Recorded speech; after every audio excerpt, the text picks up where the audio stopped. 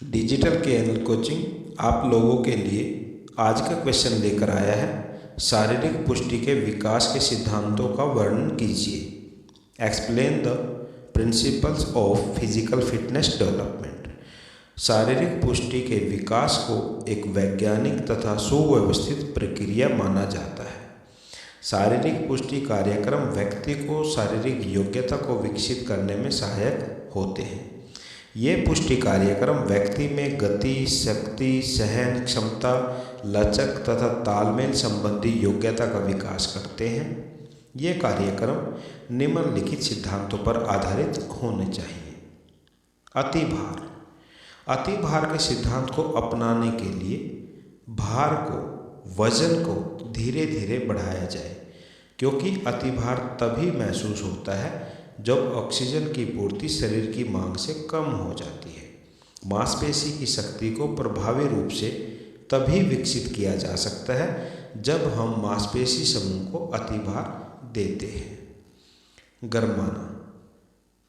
गरमाना व्यक्ति को किसी प्रशिक्षण या प्रतियोगिता के लिए तैयार करता है।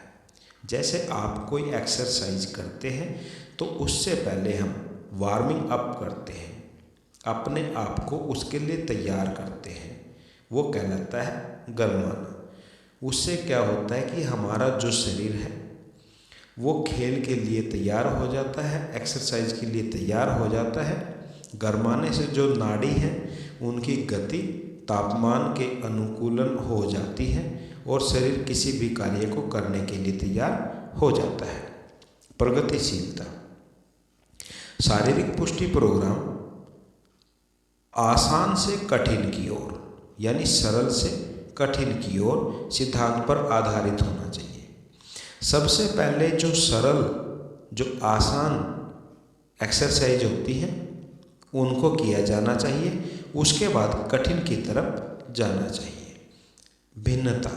शारीरिक पुष्टि के कार्यक्रम में भिन्नता होनी चाहिए। यदि इसके अंतर्गत भिन्न भिन्न क्रियाएं होती हैं तो व्यक्ति बोर महसूस नहीं करता।